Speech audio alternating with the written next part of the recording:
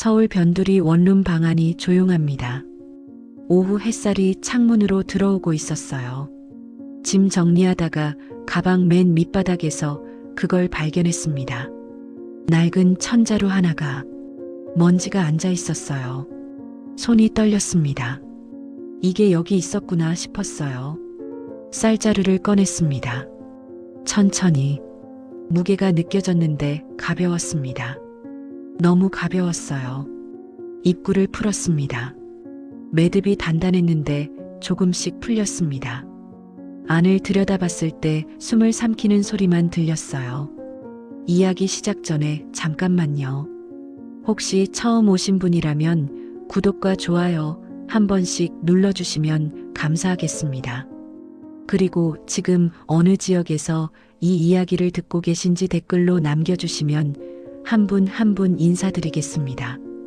저는 올해 29입니다.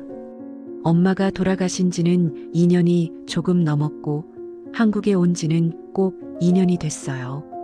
서울 변두리 작은 원룸에서 조용히 지내고 있습니다. 3평 남짓한 방 하나에 화장실 딸린 곳이에요. 창문으로 아파트들이 보이고 저녁이면 불빛들이 하나둘 켜지는데 그 모습을 보고 있으면 여기가 정말 남쪽이구나 싶었습니다. 지금은 요양원에서 일을 하며 살고 있어요. 할머니들 식사 도와드리고 목욕 보조하는 일인데 손이 트고 허리가 아프지만 괜찮습니다. 자유로운 땅에서 일할 수 있다는 게 감사했으니까요. 처음 한국 왔을 때 신기했던 게 있었어요. 난방이 마음대로 켜진다는 거였습니다. 뜨거운 물이 언제든 나온다는 거, 밥을 남겨도 된다는 거, 그게 너무 낯설었어요. 북에서는 상상도 못했던 일들이었거든요. 오늘은 쉬는 날이었어요. 방 안이 조용했습니다. 혼자 사니까 소리가 없었어요. 창밖에서 자동차 지나가는 소리만 가끔 들렸습니다. 작은 밥상 위에 김치찌개가 끓고 있었는데 김이 올라오며 방 안을 따뜻하게 채웠어요. 엄마 생각이 났습니다. 그때는 너무 급하게 탈북하느라 엄마 물건을 제대로 챙기지 못했어요. 그런데 오늘 짐을 정리하다가 그걸 발견했습니다. 가방 맨 밑바닥에 숨겨져 있던 작은 천자루를요. 엄마가 마지막에 제 가방에 몰래 넣어두셨던 것 같았는데 지금까지 몰랐어요. 낡은 쌀자루였습니다. 손에 쥐는 순간 심장이 빠르게 뛰기 시작했어요. 그때까지만 해도 괜찮았어요. 2018년쯤이었습니다. 저녁이면 엄마랑 둘이 앉아 밥을 먹곤 했습니다. 작은 집이었어요. 방 하나에 부엌 하나였지만 따뜻했습니다. 밥상이 작아서 둘이 무릎을 맞대고 앉아야 했는데 그게 좋았어요.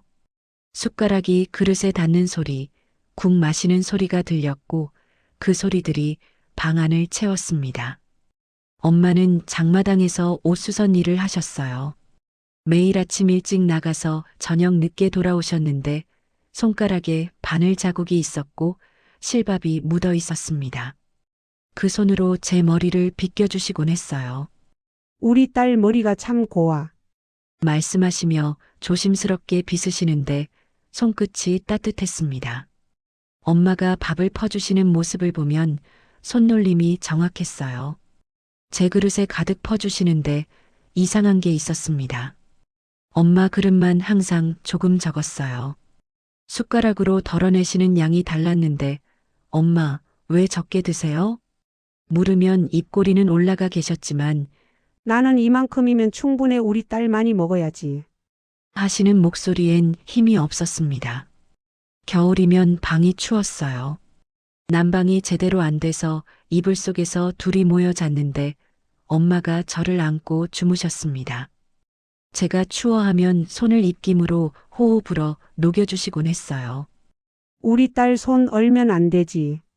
하시며 제 손을 당신 품에 넣어주셨는데 따뜻했습니다. 밤마다 엄마가 제 옷을 수선해 주셨어요. 낡은 옷이었는데 엄마가 기워서 입히시곤 했습니다. 바늘질 하시는 소리가 들렸어요. 조용한 밤에 그 소리가 들리면 안심이 됐습니다. 부엌 구석에 쌀자루가 있었어요. 천으로 만든 자루였습니다. 그냥 평범한 쌀자루였어요. 생활의 일부였습니다. 그때까지만 해도 그 자루가 우리 인생을 바꿀 줄은 상상도 못했습니다. 거기 쌀을 담아뒀는데 배급받은 쌀을 넣고 조금씩 꺼내 쓰는 자루였죠. 엄마가 가끔 그 자루 앞에 쪼그리고 앉아 계시곤 했는데 손으로 자루를 만지시고 무게를 가늠하시는 것 같았습니다. 쌀이 얼마나 남았는지 확인하시는 거라고 생각했어요. 별로 신경 쓰지 않았습니다. 그때까지만 해도 몰랐습니다. 곧 모든 게 무너질 거라는 걸. 2019년 봄이었습니다. 엄마가 어느 날 장마당에서 일찍 돌아오셨어요. 얼굴이 굳어 있었습니다. 집에 들어오시더니 말없이 앉아 계셨는데 한참 후에야 말씀하셨어요. 장마당 단속이 심해졌어. 한동안 일 못할 것 같아. 그 말이 귀에 들어오는데 가슴이 철렁 내려앉았습니다. 일주일이 지났어요. 엄마가 집에 계셨는데 밖에 나가질 못하셨습니다. 단속이 심해서요. 수입이 끊어졌습니다. 보름쯤 지나서 배급도 끊어졌어요. 자영업자는 배급 대상 제외. 쌀이 없었습니다. 장마당에 가서 옥수수를 샀는데 1kg에 5,000원이었고 엄마가 지갑을 꺼내시며 돈을 세시는데 손이 조금 떨렸습니다. 엄마가 옥수수 죽을 끓이셨어요. 묽었습니다. 물이 더 많고 옥수수는 적었는데 숟가락으로 떠보면 건더기가 거의 안 나왔어요. 엄마, 이거 너무 묽은데요? 말씀드렸더니 입꼬리만 올라가 있는 채로 이게 소화가 잘 돼 우리 딸 배탈 나면 안 되지. 하셨는데 눈빛은 전혀 웃고 있지 않았습니다. 밤마다 배가 고팠어요. 죽 한 그릇으로는 부족했는데 배에서 꼬르륵 소리가 났고 조용한 방 안에서 그 소리가 크게 들렸습니다. 엄마도 들으셨을 거예요. 근데 아무 말씀도 안 하셨어요. 어느 날 밤 잠이 안 와서 뒤척이는데 부엌에서 소리가 났습니다. 살짝 일어나 봤어요. 엄마가 벽장 앞에 쪼그리고 앉아 계셨는데 쌀자루를 꺼내시더니 안을 들여다보셨습니다. 손을 넣어 쌀을 만지시고 한참 그러시다가 다시 벽장 깊숙이 넣으셨어요. 이불로 덮으시고요. 얼굴이 보였는데 입술을 꽉 깨물고 계셨습니다. 이상했어요. 쌀자루를 숨기시는 것 같았는데 왜 저한테 말씀 안 하시는지 물어보지 못했습니다. 엄마 표정이 너무 굳어 있었거든요. 그 뒤로도 몇 번 봤습니다. 엄마가 밤마다 쌀자루를 꺼내시는 걸요. 만지시고 확인하시고 다시 숨기시는 걸. 그때부터 그 쌀자루는 엄마만 아는 비밀 저금통이 됐어요. 집안의 위기가 시작되면서요.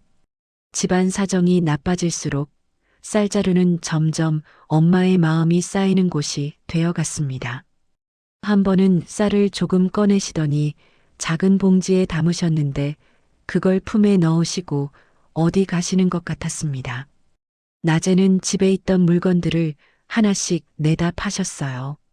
제가 입던 옷 중에 좀 나은 걸 들고 나가셨다가 저녁에 빈손으로 돌아오셨는데 다음 날은 이불을 들고 나가셨고 그 다음 날은 냄비를 들고 나가셨습니다.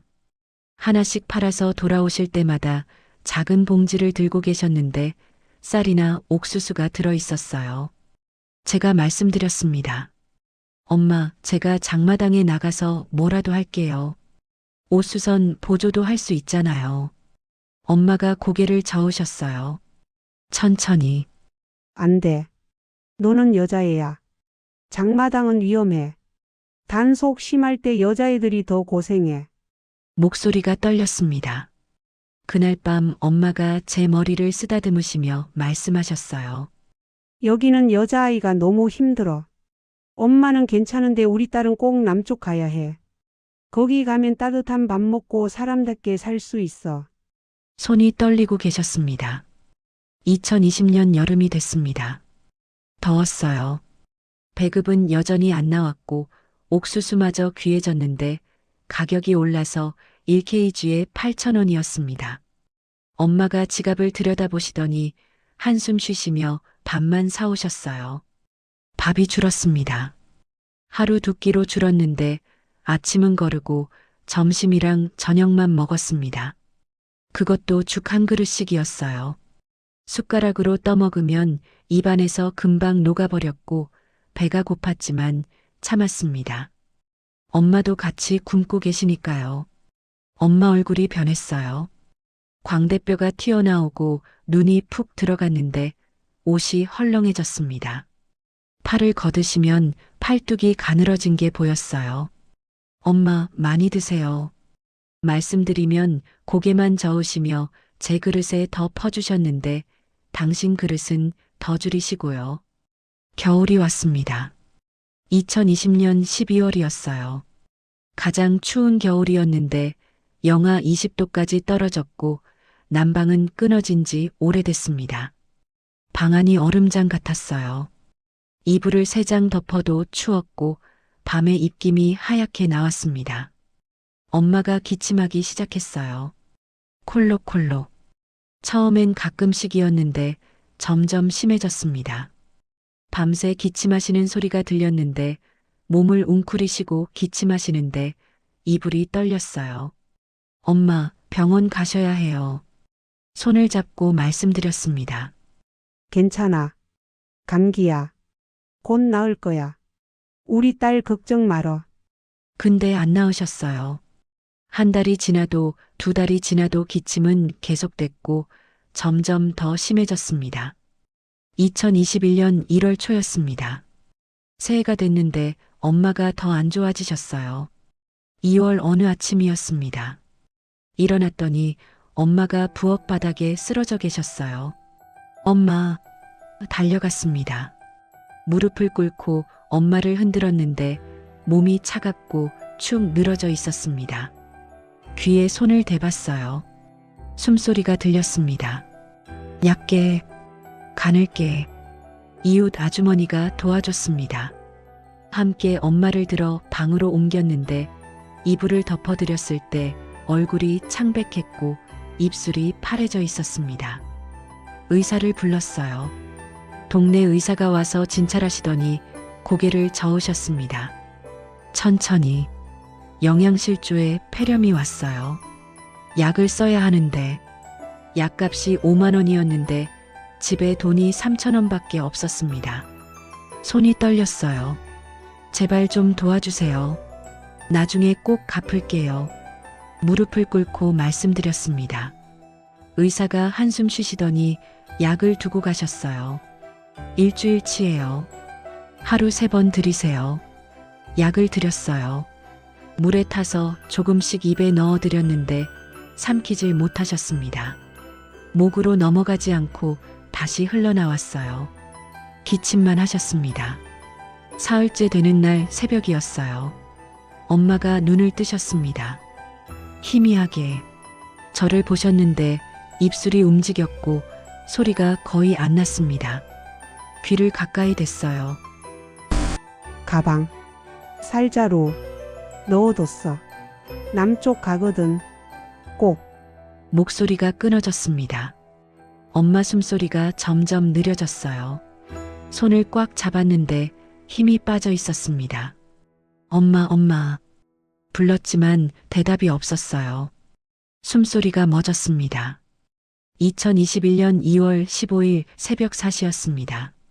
장례를 치렀습니다. 간소했어요. 이웃 몇 분만 오셨는데 관을 묻는 날 눈이 내렸습니다. 하얗게 관이 땅속으로 들어갈 때 눈물이 흘렀는데 닦지 않았어요. 그냥 흐르는 대로 뒀습니다. 49일 동안 그 집에서 지냈습니다. 엄마 없는 집이 너무 조용했어요. 밤마다 부엌을 봤는데 벽장이 보였습니다. 엄마가 쌀자루를 숨기시던 그 벽장. 근데 열어볼 용기가 없었어요. 엄마가 떠난 뒤 49일 동안 쌀자루는 벽장 안에 그대로 숨겨져 있었습니다. 나는 그 사실을 모른 채 그 집에서 버텼어요. 49일째 되던 날 탈북을 결심했습니다. 여기 남아있을 이유가 없었거든요. 짐을 쌌습니다. 가방 하나에 옷 몇 벌이랑 사진 한 장. 그게 전부였는데 마지막으로 벽장을 열었어요. 엄마가 말씀하신 쌀자루를 찾으려고 벽장 깊숙한 곳 이불 밑에 그게 있었습니다. 꺼냈는데 생각보다 가벼웠어요. 가방 맨 밑바닥에 넣었습니다. 그렇게 엄마의 마지막 선물을 들고 북을 떠났어요. 중국을 거쳐 태국으로 갔고 6개월 만에 한국에 들어왔습니다. 그때부터 지금까지 꼭 2년이 흘렀어요. 오늘 그 가방을 정리하다가 발견했습니다. 가방 맨 밑바닥 옷 사이에 꼭꼭 눌러 숨겨져 있던 작은 천자루를요. 손이 떨렸습니다. 쌀자루를 꺼냈어요. 바닥에 놓고 입구를 풀었습니다. 천천히. 매듭이 단단했는데 풀리는데 시간이 걸렸습니다. 안을 들여다봤습니다. 쌀이 조금 있었어요. 한 줌 정도. 2년이 지났는데도 쌀이 남아있다는 게 신기했습니다. 이제 이 쌀자루는 엄마 마음이 응축된 마지막 선물이었어요. 그때부터 나는 쌀보다 먼저 엄마 손길을 떠올렸습니다. 손을 넣었어요. 쌀을 만졌는데 차갑고 단단했고 손가락 사이로 스르륵 빠져나갔습니다. 더 깊이 넣었어요. 뭔가 만져졌습니다. 종이 같은 게 꺼냈어요. 작은 종이 쪽지였습니다. 엄마 글씨로 쓰여 있었는데 글씨가 떨려 있었어요. 엄마가 몇 년 동안 몰래 써온 일기 같았습니다. 2019년 4월 3일. 오늘 장마당에서 쌀 1kg 샀어. 우리 딸 몰래 조금씩 모아야지. 남쪽 가면 필요할 거야. 심장이 빠르게 뛰기 시작했습니다. 손을 다시 넣었어요. 더 뒤졌습니다. 종이가 더 있었어요. 2019년 6월 17일. 아이가 배고파 보여. 쌀 주고 싶지만 참아야 해. 남쪽 갈 때까지 모아야 해. 2019년 8월 22일. 오늘 애 옷 팔았어. 쌀 1kg 더 샀어. 얘는 모르고 있어. 미안해. 2019년 11월 5일. 추워. 내 새끼 떨고 있어. 여기는 여자아이가 너무 힘들어. 남쪽 보내야 해. 숨을 들이켰습니다. 깊게. 2020년 2월 14일. 오늘도 못 먹었다. 그래도 괜찮다. 너만 남쪽 가면 된다. 2020년 5월 8일. 장마당 단속 심해졌어. 일 못해. 근데 괜찮아. 네가 살기만 하면 돼. 2020년 7월 20일. 배급이 또 안 나왔어. 우리 딸 얼굴이 수척해졌어. 가슴이 아파. 근데 이 쌀은 줄 수 없어. 이건 내 미래야. 2020년 9월 3일. 내가 장마당 가겠다고 했어. 안 돼. 너는 여자애야. 거기는 위험해. 엄마가 굶어도 너는 안 돼. 2020년 11월 16일. 추워. 너무 추워. 근데 우리 딸 손 호호 불어주면 따뜻해져. 그것만으로도 행복해. 2020년 12월 25일. 기침이 멎질 않아. 약 살 돈이 없어. 그 돈으로 약 사면 쌀을 못 사. 내 새끼 미래가 더 중요해. 2021년 1월 7일. 오늘 내 머리 빗겨줬어. 우리 딸 머리가 참 곱다. 남쪽 가면 공부해도 되고 마음 편히 웃어도 돼. 엄마는 그것만 봐라. 2021년 1월 28일. 이제 많이 아파. 근데 쌀은 다 모았어. 내가 남쪽 가서 따뜻한 밥 먹을 수 있을 만큼. 쪽지를 쥔 손이 떨렸어요. 마지막 쪽지를 꺼냈습니다. 글씨가 많이 흐려져 있었는데 떨리는 손으로 쓰신 것 같았어요. 2021년 2월 12일. 이제 일어날 힘이 없어. 곧 떠날 것 같아. 우리 딸아 미안해. 엄마가 더 많이 모아주지 못해서. 남쪽 가거든 이 쌀로 따뜻한 밥 해 먹어. 공부는 안 해도 돼. 내가 밝게 웃는 게 더 중요해. 거기서는 여자아이도 사람답게 살 수 있어. 위험하지 않아. 꼭 행복해라. 엄마는 마지막까지 너 생각뿐이야. 사랑한다. 이 쌀자루 꼭 가져가. 엄마 마음이 담긴 거야. 쪽지가 손에서 떨어졌어요. 바닥에 흩어졌습니다. 그제야 알게 됐습니다. 엄마가 왜 평생 자기 밥을 밥만 덜어 먹었는지, 왜 제 옷을 팔았는지, 왜 추워도 이불을 팔았는지, 왜 아파도 약을 안 드셨는지, 왜 밤마다 쌀자루를 만지셨는지, 왜 장마당에 절대 저를 안 보내려 하셨는지, 왜 마지막 힘으로 제 가방에 이걸 넣어두셨는지. 엄마가 떠난 뒤 49일 동안 그 쌀자루는 벽장 속에, 그리고 내 가방 속에 숨어 있었습니다. 나는 그 시간을 전부 지나서야 그 안에 들어있던 한마디를 듣게 됐어요. 전부 저 때문이었습니다. 딸인 저 때문이었어요. 엄마는 자기 한 끼를 굶으면서 몇 년 동안, 그리고 마지막 힘을 다 쥐어짜며 쌀 한 줌씩 모으셨던 거예요. 추워도 이불 덮지 않으시고 팔아서 쌀을 사신 거였고, 아파도 약 안 드시고 그 돈으로 쌀을 모으신 거였습니다. 여자아이가 북에서 너무 힘들다고, 남쪽에서는 사람답게 살라고, 위험하지 않은 곳에서 밝게 웃으라고 쌀자루를 안았습니다. 꽉! 쌀 냄새가 났는데 엄마 냄새 같았습니다. 얼굴을 묻었어요. 쌀자루에 눈물이 흘렀는데 멈추지 않았습니다. 목소리가 나오지 않았어요. 입만 벌렸다 닫았다를 반복했습니다. 엄마, 엄마. 소리 없이. 창밖으로 해가 지고 있었어요. 붉은 빛이 방 안을 물들였고 쌀자루가 빛을 받아 반짝였습니다. 그날 밤 쌀을 씻었습니다. 한 줌. 엄마가 몇 년 동안, 그리고 마지막 힘을 다 쥐어짜며 모으신 쌀이었어요.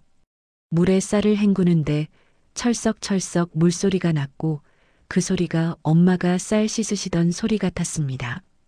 냄비에 물을 붓고 불을 켰어요. 김이 올라왔습니다. 밥 냄새가 났어요. 방 안이 따뜻해졌습니다. 오랜만에 제대로 된 밥이었어요. 그릇에 퍼 담았는데 하얗고 윤기 나는 밥이었습니다. 숟가락을 들었어요. 한 숟가락 떠서 입에 넣었는데 달았습니다. 쌀밥이 이렇게 달았나 싶었어요. 천천히 씹었습니다. 삼켰어요. 엄마 목소리가 들리는 것 같았습니다. 맛있니? 엄마가 정성껏 모은 거야. 우리 딸 많이 먹어. 고개를 끄덕였어요. 혼자 앉아서 이제 알아요. 엄마가 딸에게 주는 건 밥 한 끼가 아니라는 걸, 미래라는 걸, 희망이라는 걸, 자유라는 걸, 사랑이라는 걸. 엄마는 평생 자기 한 끼를 줄이면서 제 내일을 준비하셨어요. 아파도 참으시면서 제 꿈을 지키셨고 마지막 순간까지 저를 생각하셨습니다. 그래서인지 지금 나는 요양원에서 할머니들 밥을 챙기는 일을 하고 있습니다. 식사 시간이 되면 밥을 퍼드리고 국을 떠드리는데 그때마다 엄마가 생각나요. 엄마가 나를 위해 자기 밥을 줄이던 그 시간들이 지금 내가 다른 할머니들의 밥을 챙기는 이 순간과 거울처럼 겹쳐집니다. 그래서인지 나는 남의 밥을 챙길 때마다 자기 몫을 줄이던 엄마를 떠올립니다. 누군가의 밥을 챙긴다는 게 얼마나 큰 사랑인지 이제는 알 것 같아요. 그래서 나는 밥상을 보면 항상 엄마를 떠올립니다. 오늘 밤 밥상 앞에 앉으셨다면 한 번만 생각해 보셨으면 좋겠습니다. 당신 곁에 계신 엄마, 할머니, 부모님, 보호자가 당신을 위해 자기 밥을 줄이고 계시진 않은지요. 당신을 위해 자기 몫을 줄이고 계신 분은 없는지요. 아파도 참으시진 않은지. 당신 내일을 위해 오늘을 포기하고 계시진 않은지요. 그분의 손을 한 번만 더 잡아주세요. 따뜻하게, 늦기 전에.